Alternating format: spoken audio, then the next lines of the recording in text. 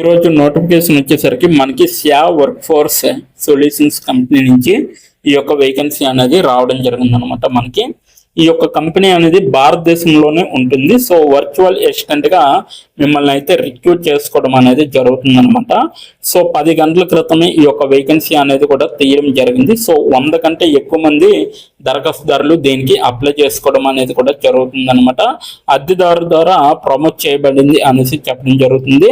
So ఈ యొక్క vacancy అనేది లింక్డ్ఇన్ ద్వారా మనకి రిలీజ్ చేయడం జరిగింది కాబట్టి సో మీరు లింక్డ్ఇన్ ద్వారా మాత్రమే అప్లై చేసుకోవడానికి అవుతుంది అనేసి వీళ్ళైతే చెప్పడం జరుగుతుంది.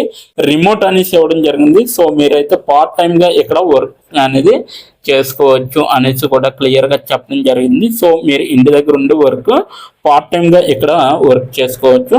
ఎలా అప్లై చేయాలనేది కూడా వీడియో ఎండ్ వరకు చూస్తే మీకు అర్థమవుతుంది కాబట్టి ఎండ్ వరకు చూడండి, ఎక్కడ స్కిప్ చేయకుండా. మీ ప్రొఫైల్ మరియు రెజ్యూమ్ ఈ ఉద్యోగానికి ఎలా సరిపోతాయి అనేసి ఇవ్వడం జరిగింది. సో ఈ ఉద్యోగానికి తగ్గట్టుగా మీరు రెజ్యూమ్ ఎలా తయారు చేసుకోవాలనేది కూడా ఇక్కడ ఇవ్వడం జరిగింది. సో ఈ ఉద్యోగానికి తగ్గట్టుగా మీరు ఒక అప్డేట్ రెజ్యూమ్ అనేది తయారు చేసుకొని ఉంచుకొని మీరైతే డైరెక్ట్ గా అప్లై చేయవలసి ఉంటుంది. నేను ఈ ఉద్యోగానికి తగిన వాడినా లేదా అనేది కూడా మీరు ఆలోచించి అప్లై చేసుకోవాలంటే ఫుల్ డీటెయిల్స్ అంటే జాబ్ యొక్క ఫుల్ డీటెయిల్స్ చూసి ఈ ఉద్యోగం మీకు ఓకే అనుకుంటే మీరైతే డైరెక్ట్ గా అప్లై చేసుకోవచ్చు అనేసి నేనైతే క్లియర్ గా చెప్పడం జరుగుతుంది. అలాగే ఈ ఉద్యోగం కోసం నన్ను నేను ఎలా ఉత్తమంగా తీర్చిదిద్దుకోగలను అనేది కూడా మీరు ఆలోచించి డైరెక్ట్ గా అప్లై చేసుకుంటే చాలా మంచిది అనేసి నేనైతే చెప్పడం జరుగుతుంది. అంటే ఉద్యోగం కోసం మీ అంతలు మీరే ఎలా అప్డేటెడ్గా ఉండాలి, ఎలా మన డ్రెస్సింగ్ చేంజ్ కావచ్చు, ఇంటర్వ్యూ స్కిల్స్ కావచ్చు, ఇవన్నీ ఎలా చేంజ్ చేసుకోవాలి అనేది కూడా మీరు ఆలోచించి దీనికైతే క్లియర్గా అప్లై చేసుకునే విధంగా చూసుకోండి. అలాగే ఉద్యోగం గురించి చూసుకుంటే మనకి ఇక్కడ పాత్ర గురించి చూసుకుంటే రోజువారీ వ్యాపార పనులకు మద్దతు ఇవ్వడానికి, అలాగే కమ్యూనికేషన్ సమన్వయం చేయడానికి, షెడ్యూలింగ్ను నిర్వహించడానికి మరియు నియమిత ప్రయోజనాల కోసం అభ్యర్థుల నిశ్చితత్వానికి సహాయం చేయడానికి మేము చురుకైన మరియు వ్యవస్థీకృత ఎగ్జిక్యూటివ్ అసిస్టెంట్ కోసం చూస్తున్నాము అనేసి క్లియర్గా చెప్పడం జరిగింది. ఇక్కడ మద్దతు ఇవ్వడానికి, వ్యాపార పనులకు మద్దతు ఇవ్వడానికి, అలాగే కమ్యూనికేషన్కు సమన్వయం చేయడానికి, అలాగే షెడ్యూలింగ్ ఏవైతే ఉంటాయో షెడ్యూలింగ్ చేసే పనులు వాటిని నిర్వహించడానికి, అలాగే మరియు నియమిక ప్రయోజనాల కోసం అభ్యర్థుల నిశ్చితత్వానికి సహాయం చేసే విధంగా ఉండే చురుకైన వ్యక్తుల కోసం వీళ్ళైతే ఒక ఎగ్జిక్యూటివ్ అసిస్టెంట్ కోసం చూస్తున్నాము అనేసి క్లియర్గా చెప్పడం జరిగింది. ఈ పాత్రకు బలమైన కమ్యూనికేషన్ నైపుణ్యాలు అనేవి చాలా అవసరం. అలాగే అంటే ఇంగ్లీష్ రాయడం, చదవడం, మాట్లాడడం ఇటువంటివన్నీ కూడా మీకు రావాలన్నమాట. అలాగే వివరాలకు శ్రద్ధ మరియు స్వతంత్రంగా పనులను నిర్వహించడంలో అధిక స్థాయి యాజమాన్యం అనేది చాలా అవసరం అనేసి వీళ్ళైతే చెప్పడం జరుగుతుంది. ఇదన్నమాట మొత్తం ఉద్యోగం గురించి, పాత్ర గురించి. సో కీలక బాధ్యతలు చేసుకుంటే ఇక్కడ ఫాలోఅప్లు చేయడం రావాలి. ఇంటర్వ్యూలు మరియు షెడ్యూలింగ్ అప్డేట్ల కోసం అభ్యర్థులు మరియు కాంటాక్ట్లను సంప్రదించే విధంగా ఉండాలి. అలాగే ప్రారంభ సమాచారాన్ని సేకరించడానికి లేదా క్లుప్త స్క్రీనింగ్ సంభాషణను నిర్వహించడానికి సంభావ్య నియామకాలతో మాట్లాడే విధంగా ఉండాలన్నమాట. మేనేజర్ తరపున ప్రొఫెషనల్ మరియు బాగా నిర్మాణాత్మక ఈమెయిల్ను రాసే విధంగా ఉండాలి మీరు. అలాగే క్యాలెండర్ అపాయింట్మెంట్లు, అలాగే రిమైండర్లు మరియు గడువులను నిర్వహించే విధంగా ఉండాలి మరియు నవీకరించే విధంగా కూడా చూసుకోవాలి. కొనసాగుతున్న పనులు మరియు కార్యాచరణ అంశాలను ట్రాక్ చేసే విధంగా ఉండాలి. అలాగే వాటిని అనుసరించే విధంగా కూడా చూసుకోవాలి.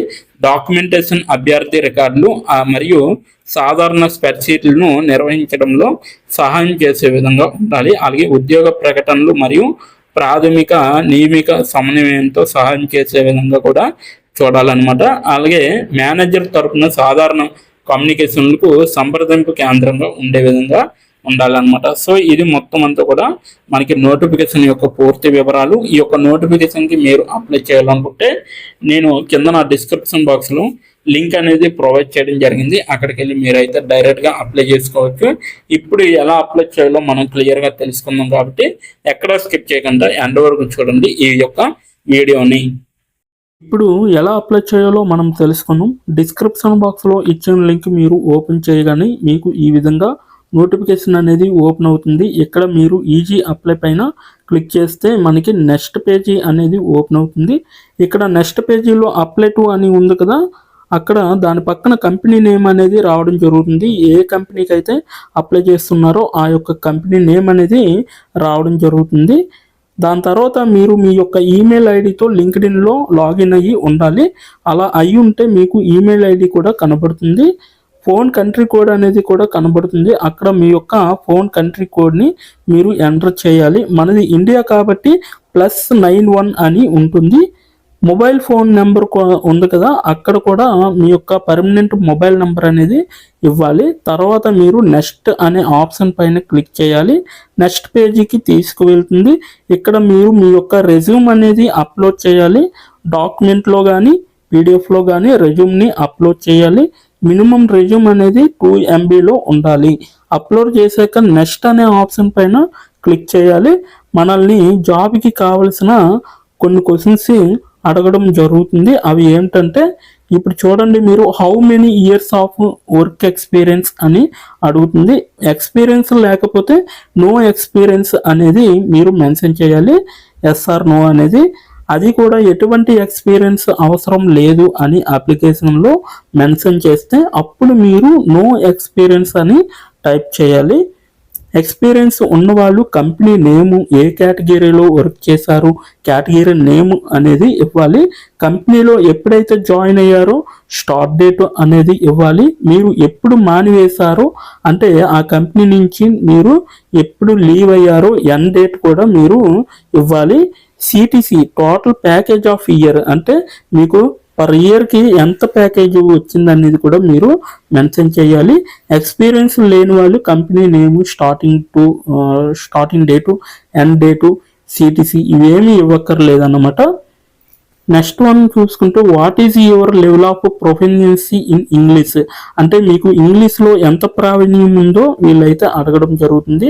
ఎక్సలెంట్ అయితే ఎక్సలెంట్, గుడ్ అయితే గుడ్, యావరేజ్ అయితే యావరేజ్, బిలో యావరేజ్ అయితే బిలో యావరేజ్, ఇలా ఇచ్చిన పాయింట్స్లో ఏవో ఒక ఆప్షన్ని మీరు సెలెక్ట్ చేసుకొని మీరైతే అక్కడ మెన్షన్ చేయాలి. నెక్స్ట్ పాయింట్ చూసుకుంటే హౌ మచ్ శాలరీ ఎక్స్పెక్టేషన్స్, ఈ కంపెనీ నుంచి మీకు ఎంత శాలరీ కావాలనేది అడగడం జరుగుతుంది. అది కూడా మీరు మెన్షన్ చేయొచ్చు. నెక్స్ట్ పాయింట్ చూసుకుంటే how did you see this job అంటే మీరు ఈ జాబ్ని ఎక్కడి నుంచి చూసారో అని అడగడం జరిగింది. సో మీరు యూట్యూబ్ అయితే యూట్యూబ్, ఫేస్బుక్ అయితే ఫేస్బుక్, ఇన్స్టాగ్రామ్ అయితే ఇన్స్టాగ్రామ్, లింక్డ్ఇన్ అయితే లింక్డ్ఇన్, నౌకరీ అయితే నౌకరీ. సో ఈ 4 అంటే ఈ 5 రకాలలో మీరు ఎక్కడి నుంచి అయితే ఈ యొక్క జాబ్ పోస్టింగ్ని చూసారో సో అది మీరు మెన్షన్ చేయాలి. నెక్స్ట్ వన్ వచ్చేసరికి మీకు బ్రీఫ్ యువర్ సెల్ఫ్ ఇంట్రడక్షన్ అని ఉంటుంది. అక్కడ మీరు ఒక 5 or 10 లైన్స్ మీకోసం మీరు రాస్తే సరిపోతుందన్నమాట. ఫైనల్గా మీరు సబ్మిట్ యువర్ అప్లికేషన్ ఆప్షన్ పైన క్లిక్ చేస్తే మీ అప్లికేషన్ అనేది కంపెనీ వాళ్ళకి చేరుతుంది. మీ రెజ్యూమ్ని చూసి అలాగే మీ స్కిల్స్ని చూసి మీ డీటెయిల్స్ అన్నీ చూసి డైరెక్ట్గా మిమ్మల్ని కాంటాక్ట్ అవ్వడం అనేది జరుగుతుంది. లేదా మీరిచ్చిన ఈమెయిల్కి ఇంటర్వ్యూ మెయిల్ పంపడం జరుగుతుంది అన్నమాట. అలాగే మీరు ఎప్పటికప్పుడు మీ యొక్క ఈమెయిల్ని చెక్ చేసుకోవాలి. సో ఇదన్నమాట మొత్తం అప్లై చేయవలసిన ప్రాసెస్. నోటిఫికేషన్ పూర్తి డీటెయిల్స్ చూస్తారు కదా, ఇంకెందుకు ఆలస్యం, వెంటనే అప్లై చేసుకోండి. ప్రతి ఒక్కరు కూడా ఈ నోటిఫికేషన్కి అప్లై చేసుకుంటారని కోరుకుంటున్నాను. ఇప్పటి వరకు ఈ వీడియోని చూసిన ప్రతి ఒక్కరికి చాలా చాలా థ్యాంక్స్ ఫర్ వాచింగ్.